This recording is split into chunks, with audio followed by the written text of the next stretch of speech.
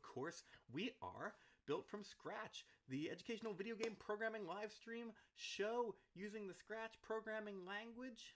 We are 12 to 1 p.m. Eastern Daylight Time. I'm pretty sure there is no acronym for just Eastern Time in general.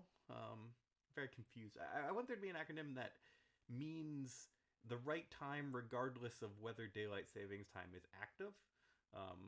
Right, because we switch back and forth between EST and EDT, but like what's the three-letter thing that says use EDT when it's daylight savings time and use EST when it isn't? There should be another code, I think. Maybe there is. Maybe there is. Dates, times, they're confusing. Hello, I am Will. It is Monday, April the 13th. This is episode 10? Maybe? 11? Let's check. This is episode 11. I'm out of fingers. 11. Built from Scratch. The live stream where piece by piece, bit by bit, row by row, block by block, we make ourselves a video game using the Scratch programming language from the ground up, from scratch, as you might say. So, what have we been doing? We have been making this space game. I'm going to just hop right on in. Well, no, I'm not going to hop right on in. First, I'm going to say a few things. Every weekday, every weekday, we do 1 hour of coding. From 12 to 1, we do it on the Scratch website, and so all of the past hours of coding, the results of all the past hours of coding are all available on the Scratch website. So you could go to Built from Scratch with underscores in between on Scratch to find the code that we have been working with. And so if you are watching and want to follow along, if you're watching the archive on YouTube, for instance, and you want to follow along, you pause and, flip back and forth, you could pick any of these weeks of code and remix this project to start with whatever code we had. I just mentioned the YouTube archive. If you are just joining now and you are curious about some of the past episodes, you could go to builtfromscratch.net to find this collection of links here, and you could go to the video archive. And the video archive is a couple of days behind the Twitch archive, mostly because of my own personal upload schedule, but also, no, that's pretty much it. But the YouTube archive has up through episode 7. It'll have up through episode 8 by the end of today. And then, of course, if you're watching live on Twitch, what happens if I go to here on this computer? Do I see myself? That'd be crazy. If you're watching live on Twitch, that'd be crazy. If you're watching live on Twitch, that'd be crazy. If you're watching live on Twitch, that'd be crazy. The YouTube channel and the videos archive on Twitch, you should be able to watch the all up to the moment, up to date, state of the art episodes of Built from Scratch. And with that, we're gonna hop inside this game and do a little tour of the code here. So I am going to, first things first, I'm gonna hide this planet sizes list. I don't want to see it. Actually no. First, I'm going to go into full screen mode so that we have a lot more room. And then I'm going to hide the planet sizes list, which you would think would be in this list here.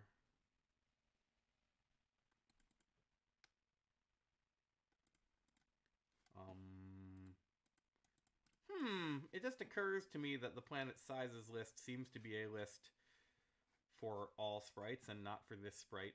Or, sorry, a list for only the planet. For only list and not an all sprites list. And that's wrong. That's a mistake. We don't actually want every single planet to have its own copy of this 46,000 long list. So, oops. I guess there's only ever one copy that matters. So it's not, they're not all having an extra copy. All of the other planets have an empty list. that has 0 items in it. So it's not a big deal that we have it as a for all sprites, or for this sprite only list and not for all sprites, but it is different from the rest of them, right? You can see this says planet orbit traveled, and it doesn't have this little thing here, this little planet doodad there that tells us it's a local list. So we should probably fix that just for consistency's sake. I'm going to ignore it for now because it is not a game-breaking problem. I'm going to go to star. I don't really want to see this star ID thing either, but I do want to see the game mode. So I'm going to put it there. And I'm going to hit go. And so how does this game start? Well, when I hit go, I am in a universe of planets, or of stars rather. And we could go ahead and we could see that we have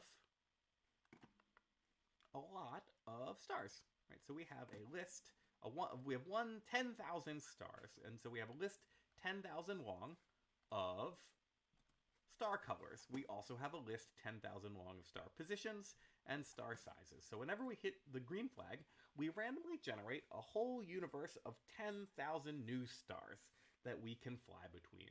We have set up a system where we can use our arrow keys to turn and use the up arrow key to kind of apply a thruster, and we can fly through space, and we can fly between all of these stars. And there are lots of them, and we can just keep on going. But then if we go to a star, you can see, okay. You can see now at the moment, okay. You can see now this says game mode galaxy navigation because we're flying through the galaxy. But if we go to a star, then we enter solar system navigation mode, and now we are in the solar system. You can see the screen no longer, oopsie doopsie. All right. You can see this, oh my gosh, all right. There's definitely some work we need to do to make that transition better, but you can see the screen no longer scrolls, and when we are in solar system navigation mode, we see these planets orbiting around the sun, and we can fly around the solar system. We can fly to a planet, but it doesn't matter. It doesn't do anything. Nothing happens when we go to a planet. So that's something we want to do eventually, but for now, we're solving some other problems. And really, the problem that we're solving today... Well, okay, let me rewind. Slow down, back up. Is there anything I'm missing about the kind of overview of the game? Not really, I don't think. There are planets. Well, there are stars. We can fly to them. At the stars, there are planets. We can fly to them, but nothing happens. We have made a system to randomly generate a universe of 10,000 stars that we can fly between, and we can, go from place to place in this solar system galaxy navigation mode. Some of the really important things you might want to know about this include the idea that Scratch only wants to have 300 clones, 300 objects operational on the screen in memory at any given time. So in order to have 10,000 planets with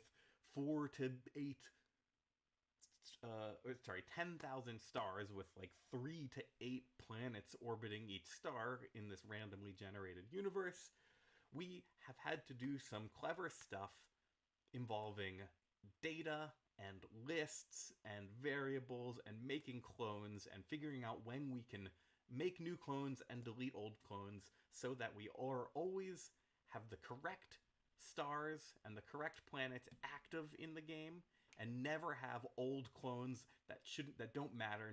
We never have any planets that aren't relevant. We never have any stars that aren't relevant being drawn on the screen. That's the idea, and it's taken us a little bit of doing to get this to this stage. And some things don't even work right. I can't remember exactly what works and what is broken about our current implementation, although I'm not sure that I need to, because the truth is our current implementation kind of mostly works, but it's slow. It's jittery. You can see it's not completely smooth. And maybe it's hard to see on stream. It's very easy for me to see just playing the game now. another way to demonstrate, what if instead of having 10,000 planets, we just had 100? If I just hit this, well, now I, okay, well, oops. It turns out if you reduce the number of stars in the galaxy by a factor of 100, but don't reduce the size of the galaxy at all, you then make it very hard to find a star. So now we have some stars, and I think you can probably see this difference. It's much smoother. The game is running much more smoothly now. The stars, you know, kind of drift across the screen in this beautiful, lazy way, instead of making these big jumps. Oh, well, hello, Kelly. Kelly and PNC tell me that my audio is quiet. I can probably adjust that. Up the gain. I wonder if that improves anything. Hey Kelly, hey Parts and Crafts. I hope you all are doing all right on this. On this rainy, stormy day. It is a little bit gray out there down here in Providence. I assume it is the same up there in Boston. Yeah. All right. Well, is that better? The audio, did I improve it? I upped my gain on my microphone. I could try to move it closer to myself as well. Yeah. Okay. Well, I'll do some things. We'll do that. See. I think that's. Oh, I'm gonna adjust a microphone now. A pop filter. I don't know. That is what it is, and I think that's about as good as it gets. I can rotate the microphone as better. Okay, great. We are way better. I'm getting reports back that say we're way better. And who knows which of the adjustments I did improved anything, because there's like a 5 to 10. There's a couple second delay, so who really knows? Okay. Oh my gosh, stretch. So we are here. Yeah, so we were working on this problem where we have 10,000 stars, and it was making our game be a little jittery to keep spawning and despawning all of the stars that we need. So let's go back to the jittery, broken version, because you can't fix something if you can't fix a problem that you're not having. So let's have there be 10,000 stars in this gigantic universe. Let's make the universe nice and big. Let's see. 10, 1, 0, 0. This a lot of. Oh. It is hard to write the same amount of zeros in a row multiple times. Okay, now we have lots of stars, and it's nice and jittery and laggy. So that's great. That's perfect. That's wonderful. That's exactly what we were hoping for. But we have to fix it. We don't want our game to be running slowly, and there's gonna eventually be other stuff happening in our game other than just having these stars. So if it's being laggy and not functioning now, then that's bad news for later when we actually add gameplay. So in order to fix this problem, we're going to have to reorganize everything about how we're storing our star data. Well, rewind. We are going to reorganize everything about how we are storing our star data. I'm not going to make any rash claims that there's any particular solution to this that is one we must do. But because, of course, in computer programming and indeed in life in general, there are a wide variety of other things a wide variety of ways you can solve any particular problem. But to solve this particular problem, the first thing we're going to need to do is draw a diagram. So what sort of diagram do I want to draw? Oh, that's going to be our galaxy, and it's not going to have a pink background. It's going to be blank. Oh, that's the outline. Nope, it's going to be like that. It should have an outline. And then in this galaxy, we are going to have a bunch of stars. Well, okay, so this is our galaxy, right? And at the moment, the way we're generating our stars, we're just taking stars and we're putting them anywhere random, all over the galaxy. Boop, boop, boop, boop, boop. And we're just picking a random spot anywhere in the galaxy, and we're dropping a star there, and then we're doing it again.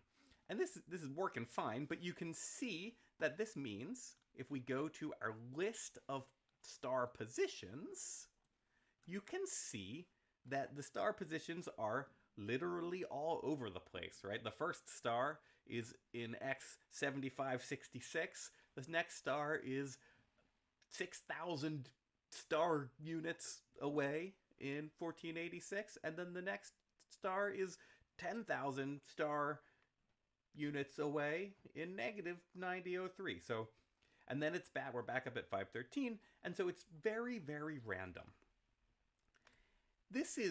There's nothing wrong with having an unsorted list of star positions, but because we only want to be paying attention to the stars that happen to be near the player at any given moment. So like if the player is here, let's draw ourselves a player. Outline. Oh, wait. I want there. Okay, there. Line tool. Outline. Blah. Oh, bright. What? Never mind. Okay. So like, let's say we have this little spaceship here. That's you.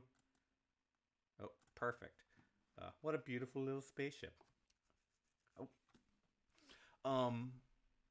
So let's say we have that spaceship, and we only want to be simulating, paying attention to, drawing on the screen, however you want to put it. We only want to be doing that for the stars that are relatively close to the player, right? So we could say that maybe the screen is this big, and so we want to simulate all of the stars in this outer radius here, right? So like, because we always want to make sure that by the time the player and the screen get somewhere, we are drawing and simulating those stars. So let's say if we are here, we want to be simulating these stars. That means, that's a kind of a long-winded explanation, but what I'm getting at is the fact that we care about stars that are near each other. The thing that tells us whether we care about a star or not, for the purposes of our ongoing rendering and simulation, is its position. And since this positional data matters to us, and stars that are close to each other in the universe are relevant to each other in our game, because we want to draw them all together, that means we want to sort our data, sort our star positions, so that they are all clustered together, so that all of the stars that are near it, that are in a certain location, are so that all of the stars that are near each other in space are also near each other in our list, so that it is easier for us to find the stars we care about. So let's think about how we're going to reorganize our star list. I'm going to leave this diagram here just in case I need to refer to it again. I have this bad habit of making a diagram, throwing it away, and then wanting it immediately. So I'm going to make a blank costume so that we don't have to have it cluttering up our actual gameplay screen. Yeah. Okay. So I got all these positions. I'm going to hide them. I don't want to see them. And I'm going to go over to star here and see. We'll repeat 10,000 times. We're going to generate these stars. So instead of picking positions randomly over the whole range, we want somehow to be making stars that are all clustered together in some organized fashion. So what I think I want to do, maybe, and look at this, I'm right back at the diagram, just like I said. What I think I want to do is maybe divide the galaxy into a bunch of sectors.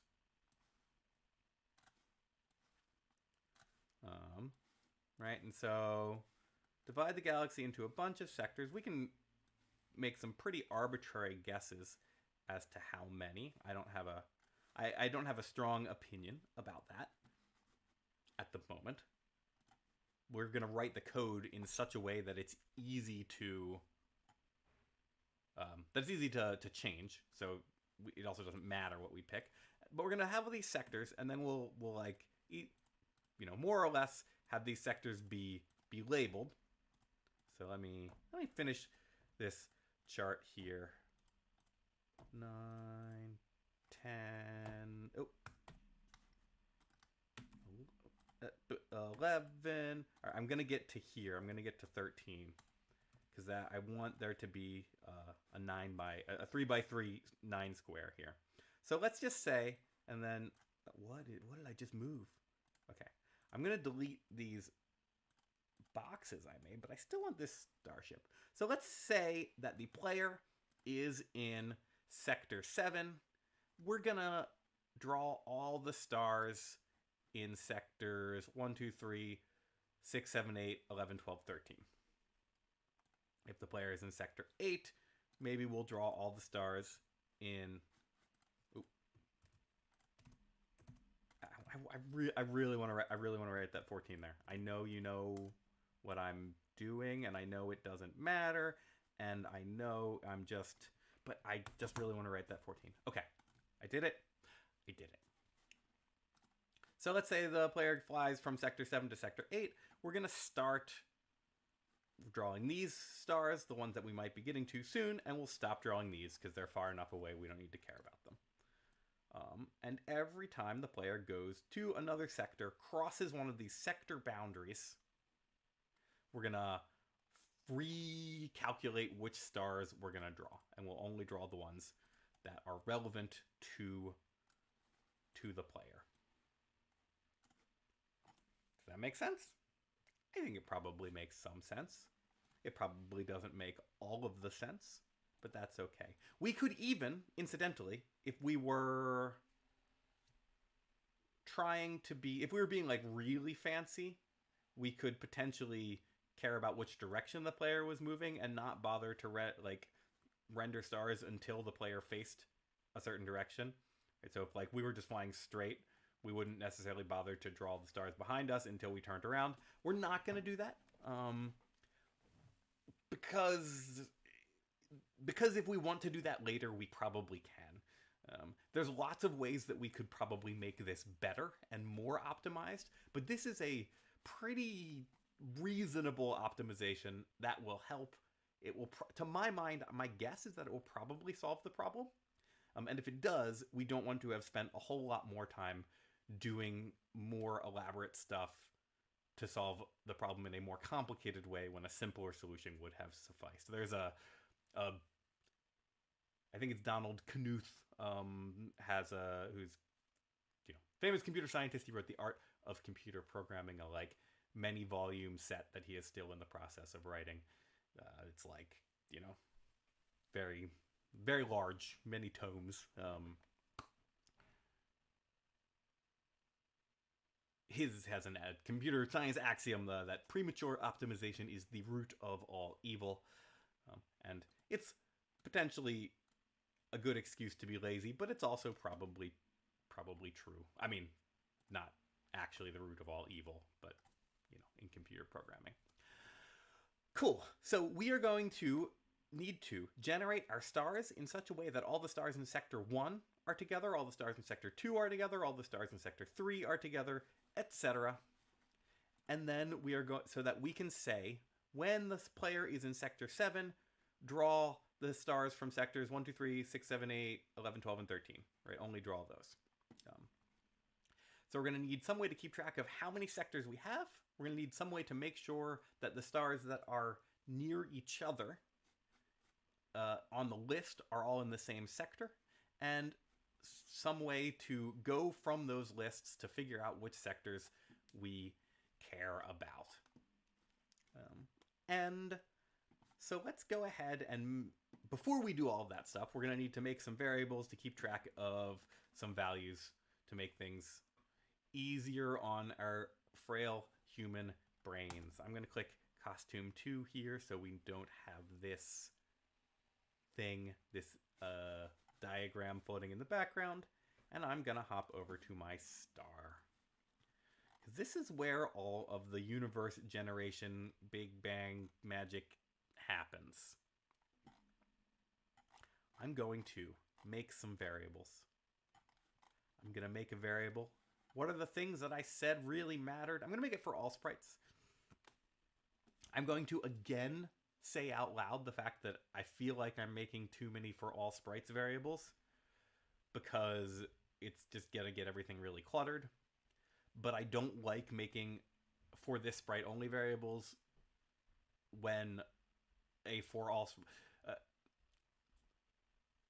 when only one instance of the variable really matters, right? So I want a variable that's going to keep track of sector. Let's see. We're going to say galaxy sector count X. Oh, Maggie just woke up. You may be able to hear her. Galaxy sector count X, and I'm going to make another one.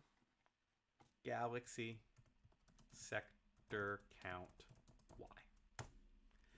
And this is just going to be how many sectors we have in the X dimension and how many sectors we have in the Y dimension. And I picked sector because it's a kind of sci-fi sounding word, and I like that.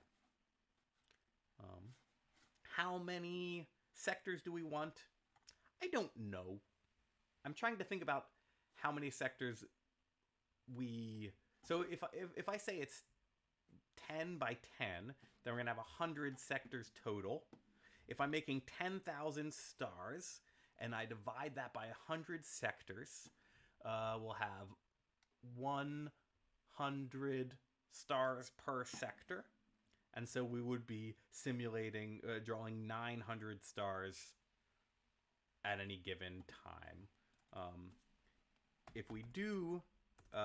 so if we run it with 1,000 stars, right. If we run it with 1,000 stars and we don't shrink the galaxy, we can never find any of the stars. But we can also notice that the game is actually quite smooth at just 1,000 stars. So I think it's probably okay to make it a 10 by 10 galaxy. So let's set these variables in do game setup here. Where is that variable? Set galaxy sector count X. And of course, the beauty of making these variables is that if we decide we want it to be different, we can just change it in this single spot. And it should be easy. If we do our job right, it will be easy to change these numbers. If we fail to do our job right, it won't. So now we have a 10 by 10 galaxy. And so we have, there will be 100 sectors. Let's say, now instead of repeating 1,000, so if we're going to have 100, I guess, yeah, so instead of repeating 1,000 times, let's repeat... Oh, let's make another... rewind. Okay, so now we know how many sectors we're going to have. Let's also make a variable that's stars, how many stars per sector we're going to make. Stars per sector. And this will cause stars to be relatively evenly distributed throughout the galaxy. And that's fine with me for the moment. If we decide we don't like that, we can... change things. If we decide that for some reason we need there to be a giant section of the galaxy that has no stars in it, we could rewrite some stuff about how we do this. But for now, we are going to say stars per sector, and let's say it's going to be 100, just like we just said. So 100 times 10 is 1,000, times 10 is 10,000. So we should get the same number of stars here as we were making before. But instead, we're going to try to set it up so that we are generating them in chunks, one sector at a time. So let's do something. Instead of repeating 1,000 times, let's repeat stars per sector time. And instead of repeating... Oop, why did I click make a variable? I don't really know. I wanted to find the repeat block. Instead of repeating stars per sector time, let's repeat galaxy sector count X. Well, let's do Y. And then instead of repeating, then we'll wrap that in one more repeat. So, oop, no, not a repeat until, just the old repeat. Where are you? Repeat. There you are. Repeat 10. No, repeat galaxy sector count X. So I'm going to click this first. The first thing I'm going to do is click on this and see what happens. Actually, the first thing I'm going to do is pull up star sizes and click. And we can see, look at that. I still get 10,000 stars. That's great. I said I was going to get 10,000 stars. I wanted to get 10,000 stars, and I got 10,000 stars. The goal, of course, is to make these stars be organized in our lists in a positional way so that the stars are... So that the stars that are near each other in the list, so that the stars are organized by sector in some fashion. And of course, we haven't done that yet at all. We have completely failed to even attempt to do that.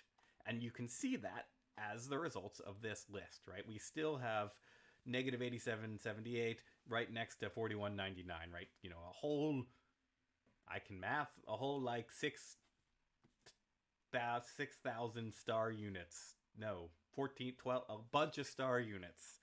8.7 plus 4.1. That's like more than 12,000 star units away. So, you know, that's far. That's far. So these are still very far away and they're next to each other in the list. So we're still not actually organizing the stars as we generate them. But we are generating the right number of stars, and we have built the kind of the infrastructure here to do that. And so I really wish, what I really wish more than anything else right now is that I could pull up this code here and then also have my diagram.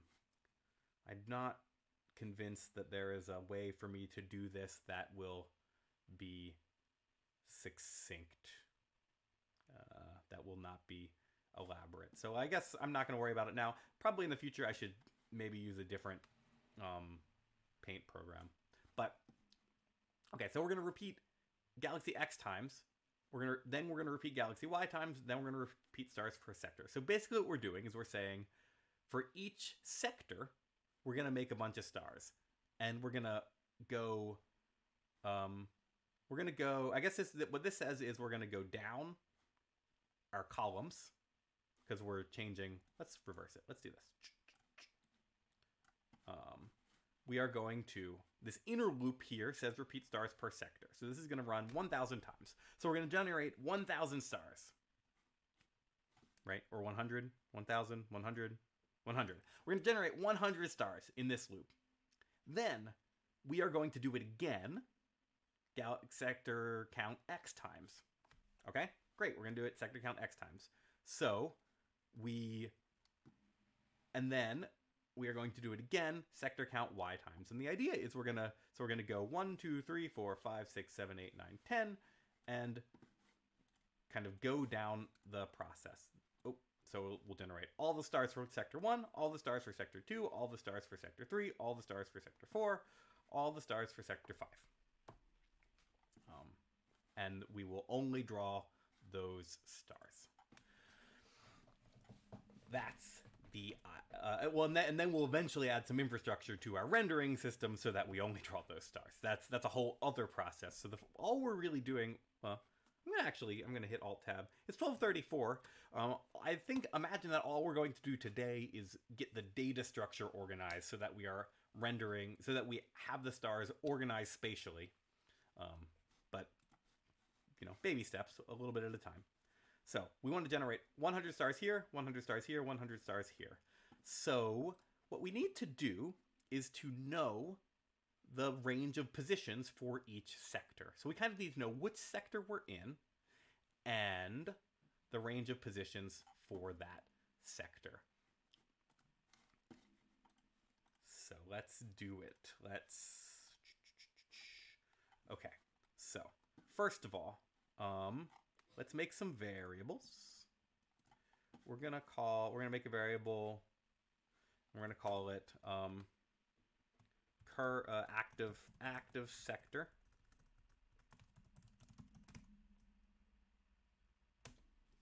I guess maybe we'll call it active sector. I'm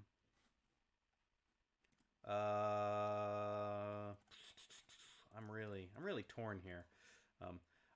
This is like a philosophical question that I'm going to run into over and over and over again. I don't quite know the answer to it, and I probably just need to give it more thought and maybe have a conversation or two with some other humans about it. But the philosophical question I'm running into is as follows. I would like a variable that is kind of a throwaway variable that is only relevant in this sprite. I want to make a variable that I'm going to use to keep track of what position I am in while I am generating the stars.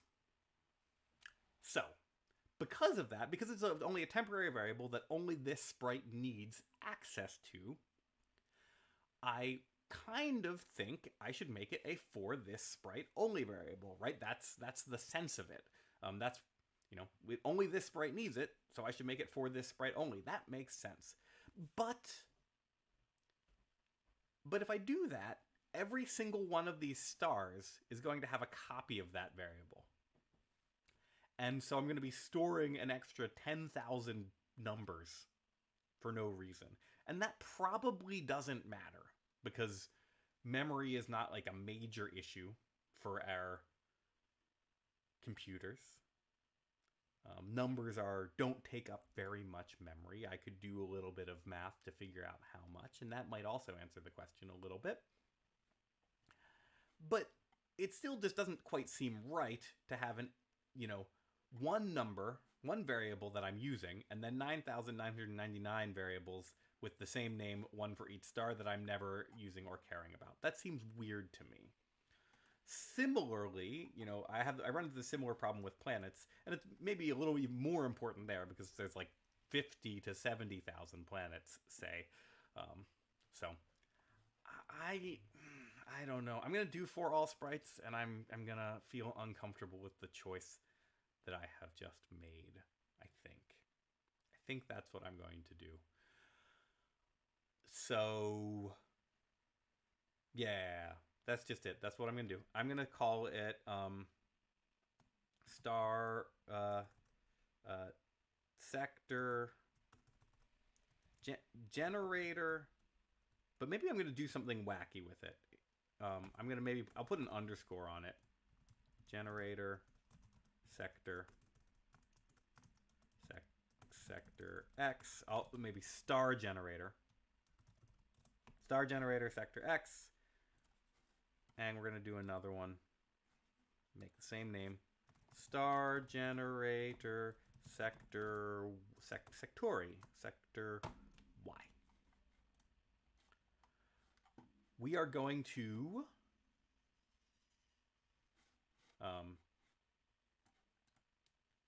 and what do I mean by that? Well, here in this diagram, right? So this is X1, X2, X3, X4, X5, and then Y1, Y2, Y3, Y4, Y5, right? So like we're gonna make like a kind of Cartesian coordinate system here. Oop, I want that to be, I want something there. Yeah, right.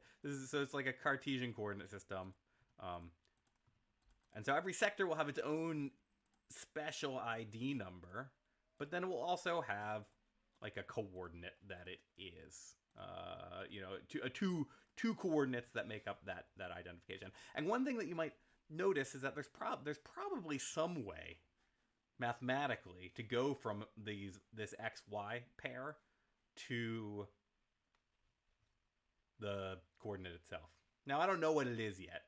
I'm noticing 1 times 1 is 1, 2 times 1 is 2, so that seems good. But then, it's like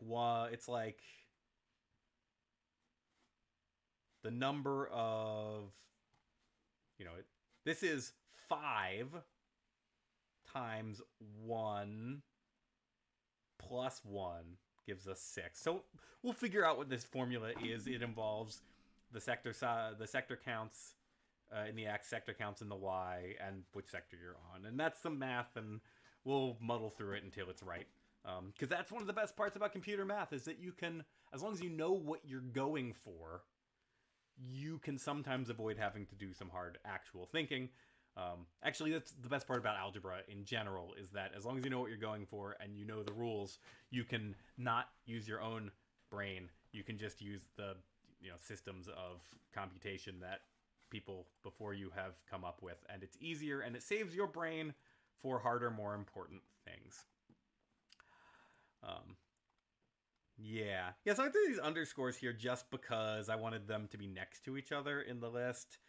It starts to get, I don't know, you just end up with all these like weird conventions. They're like, these things are capital, and these things have underscores, and these things have question marks at the end, and these things have, I don't even know. And there's like a whole system of variable naming.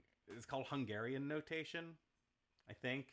I don't know. There's lots of systems for variable naming, but they have like prefixes, and I personally think it makes things very difficult to read. So that said, I'm going to do it. I'm going to start putting these underscores there. That's a thing. I did it.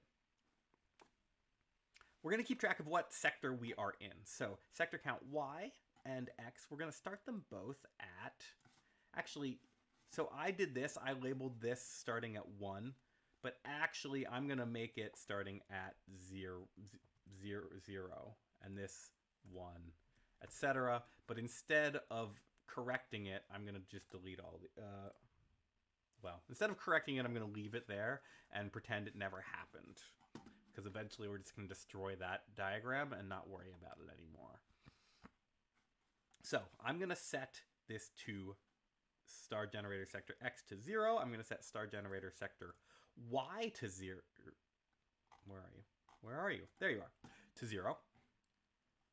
And every time after we generate all the stars for a sector X, every time we go through an X, wait, what is happening? Okay, this set ID, these things need to go, these two things are supposed to be at the end of our whole generation process, so they need to be out of these repeats. They were just stuck in the wrong spot from the past, which is when a lot of bad things happened. It's one of a very large number of bad things that happened in the past. Set star generator sector X. We don't want to set it. We want to change it. We want to tick it up 1, because every time we go through, we're going to go 1, 2, 3, 4, 5. Change star generator X by 1. Change star generator Y by 1. There we go. But then I said we're going to go 1, 2, 3, 4, 5. And actually we're going to go 1, 2, 3, 4, 5, 6, 7, 8, 9, 10. And then we will have finished an X, right? We're going to go 1, 2, 3, 4, 5, 6, 7, 8, 9, 10. We will have finished a row. So we'll loop back, and we're going to need to reset our X here. Every time we go up in our Y, we are going to reset our X back down to 0. So, okay, star generator sector X by 1, sector Y by 1. When we tick our Y up, we set our X back down to 0. And now we have a system. We have a system for keeping track of what sector we're in, and this actually should give us a range for to generate our stars in. There's one problem, which is that nowhere in our code do we say anything about how big a sector is. We implicitly made we kind of randomly, like we implied that it should be a certain size, but we didn't do anything about it. So how big should a sector be? I think it's going to be 100 by 100. No, that would make our galaxy quite small. It's going to be 1,000 by 1,000. So but that's what we're going to make it be for now. but we're going to make it a variable so that we can change it if we want to. So we're going to be sector size. And I'm going to just have a single sector size for the x dimension and the y dimension. So our sectors are going to be squares. This, I don't know. Maybe that's right. Maybe it's wrong because our screen, because this is mostly about rendering and our screen isn't a square. So arguably our sectors should have the same kind of aspect ratio as our screen, right? Like the same longness and height. So maybe our sectors should be rectangles. That would be, I think, a really minor kind of micro optimization that will help very little and add extra complexity to what we're doing. And so I'm not going to do it. I am going to go down to my do game setup section and add a variable. I'm going to do something with this sector size variable. I'm going to set sector size to, what did I say? I think I said 1,000. I think I said 1,000. So I'm going to do that. Okay, so what does that mean? That means when we generate a star, we need to pick a position based on what sector we are in. So when we are in sector 0, 0, our stars should be between 0 and 1,000, right? They should be, because that's the size of our sector. So we're going to pick random, and we're going to do some math on some stuff. I think it's going to be, we're going to do some times. It's going to be sector size times sector count. Sector count x, right? Because we're picking a star position x here. So star generator sector x. So, and then it's gonna be this same thing plus sector size. And I'm not sure I have fully articulated that. In fact, I'm pretty sure I haven't. So I'm gonna finish writing it, and then I'm gonna do a little bit of explain. Oh, I just did something bad. Then I'm gonna do a little bit of explaining. And before I even do that, I'm gonna stretch out our coding window a little bit because it's very hard to understand what's happening when it's all cramped in. And this is annoying. This is just an annoying block of code. I could split it into more lines by adding more variables, and that would make it more readable in some ways, but it would add extra variables to this list and would make this list harder to understand in other ways. I don't have a strong sense of how important keeping a handle on the size of this list of variables is going to be for my own sanity in trying to work with the code. So that's something, it's all stuff to figure out playing by ear. I've made a lot of Scratch games in my life, but I've never made a Scratch game to the level of complexity that I imagine this game will have. So we're all gonna learn together. It's gonna be fun. So what's happening here? In the first sector, my sector count x and my sector count y are both 0. So we can kind of mentally substitute this as a 0. This is a 0. And my sector size is 1,000. So we're going to say sector size 1,000 times 0. So that's 0, right? Anything times 0 is 0. Awesome. It's the multiplicative identity. Whoa. Cool math vocabulary, man. Sector size, so it's going to start at 0. And then we're going to go to sector size times star generator sector x plus sector size. So what does that mean? Remember, this first part is 0. The second part, sector size is 1,000. Star generator sector x is still 0, so it's still 0. And then we're going to add sector size to it. That's 1,000. So this says pick random 0 to 1,000 when we're in the first sector. We're going to do the same thing down here, but we're going to replace the x's with y's.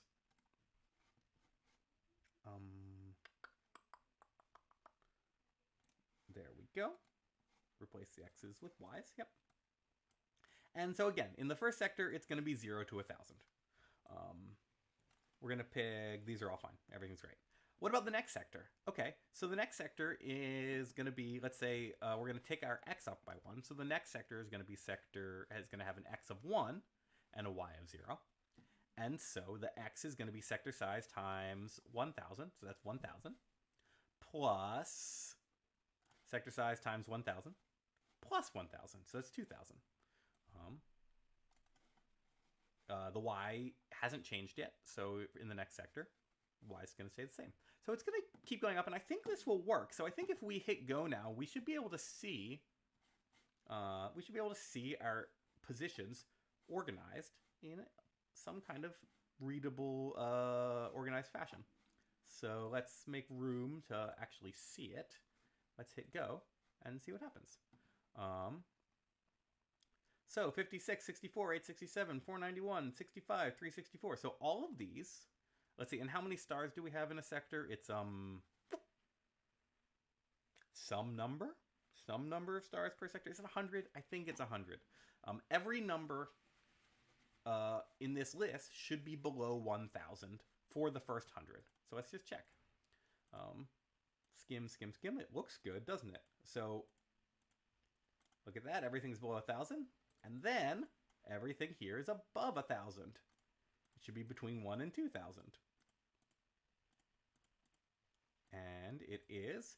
Then in the 200s, we have our 2,000s. And we should be able to go up now here to the, this is important, this moment where it wraps around, this is the really cool moment. 800s are in the 8,000s of x, and then go down.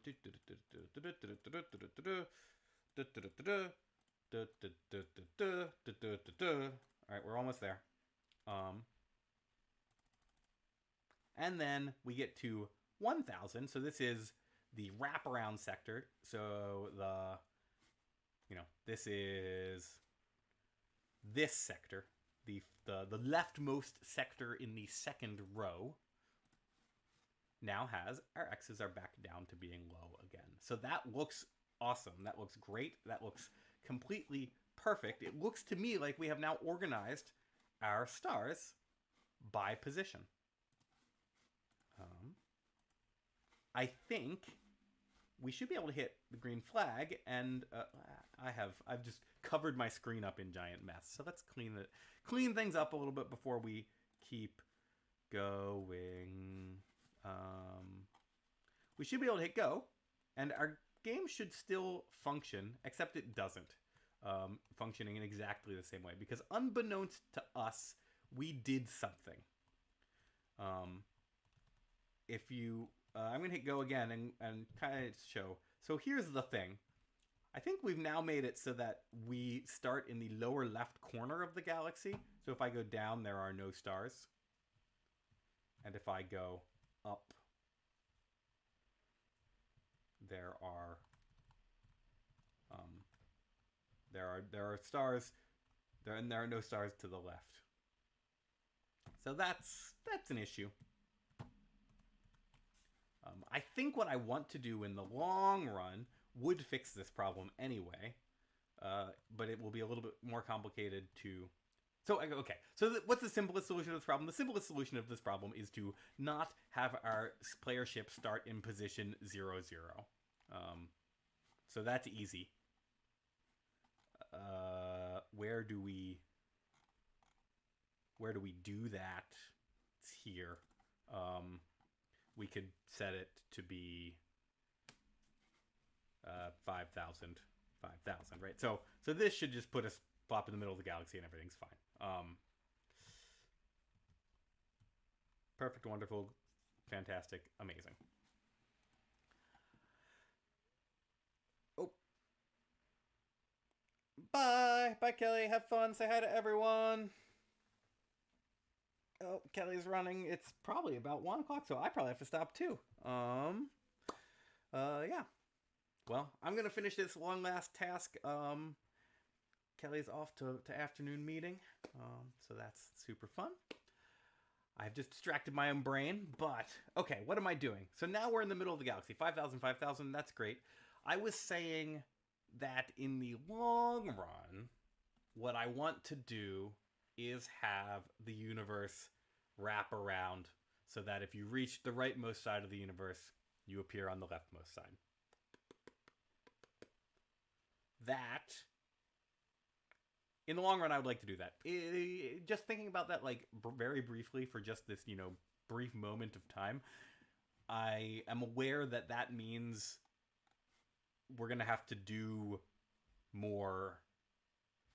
We're going to add an extra bit of complexity to the system of where we draw stars and planets. Where we draw things on the screen, because we'll no longer be able to just straightforwardly subtract our universe positions.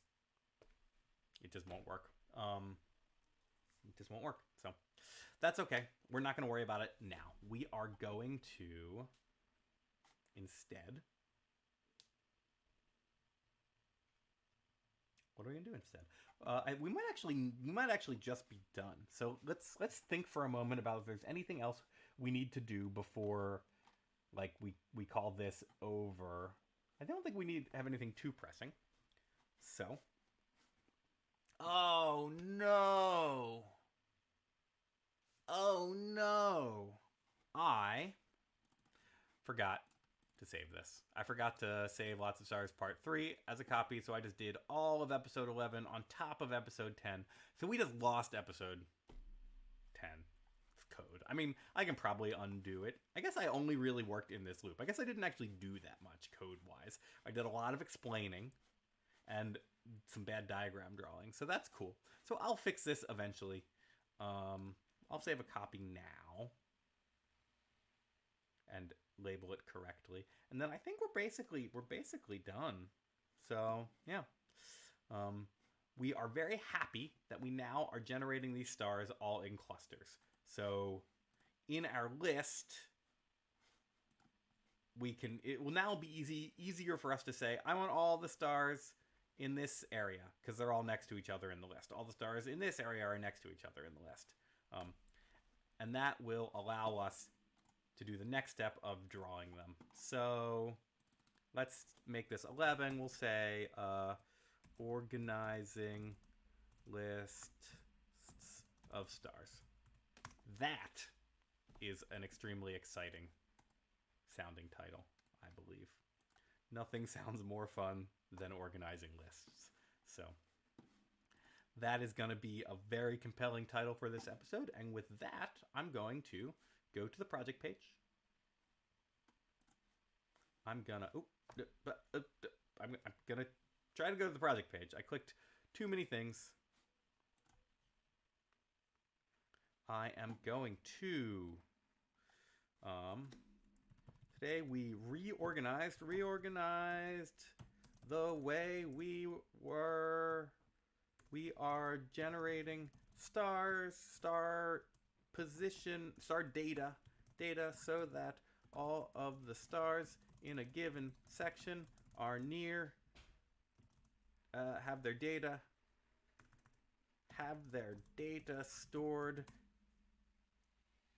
near each other in our lists. That is a little bit of a mouthful, but we are not yet using this reorganization to optimize the drawing and loading of stars, but we now have the structure in place to do so. And this is like one of those funny things. I said this before, I think a couple episodes ago. One of the things that got me excited about trying to go through this kind of process with a big Scratch project is that lots of problems that you run into when you are working on a Scratch project like this are very, very similar to problems that you run into when you're working on other, other kinds of computer programming problems. And so there's something that's funny about this, because organizing your data in a list so that the things you care about referencing are near each other in the list, so that you can be loading objects in and out of memory. These are like, in some ways, they're like really kind of dumb things to think about when you're programming, but they're also abstractly interesting. But they're also the kinds of low level, kind of deep in the code questions and problems that people don't think about, don't think you're going to run into when you're working in Scratch, because they think of Scratch as like not real programming and for kids and things like that. And it turns out that Scratch is just a programming language, and a pretty powerful one. And so you're going to hit all the same computation, computer science, programming, engineering problems that you're going to hit using any other language. It just happens to be that Scratch is easier to get started with, and in some ways like more interactive and easier to learn. But you're still going to do all the same computer science. You're going to solve the same kinds of like tricky engineering problems. And that, I don't know, that I think is pretty cool. And it was working on a game like this and thinking about this relationship between data structure organization and geographical game position organization that made me be like, there's something interesting about this in the context of like teaching or learning Scratch. So that's a little bit of a digression. We are ready to be done. I don't think there's anything I need to change in the notes and credits. There is not. So I wish everyone a farewell and a happy rest of your week. And of course, if you if you have any thoughts, questions, comments, suggestions, confusions, or you just want to remix the project and do something cool with it, you can go to the Scratch website and you can look at my account. I'm built from scratch with underscores in between the name, and you can grab the code and remix it and do anything you want with it, or you can just send me a message as well. You can also all right, so yeah, I do this stream from 12 to 1 every weekday, so I'll be doing it the rest of the week, Eastern time. You can catch live on Twitch, and if you miss anything and you want to go back or kind of follow along from the project from the beginning, you can go to the video archive on YouTube. That's pretty much it. So I'm gonna say goodbye, farewell, and have a nice week.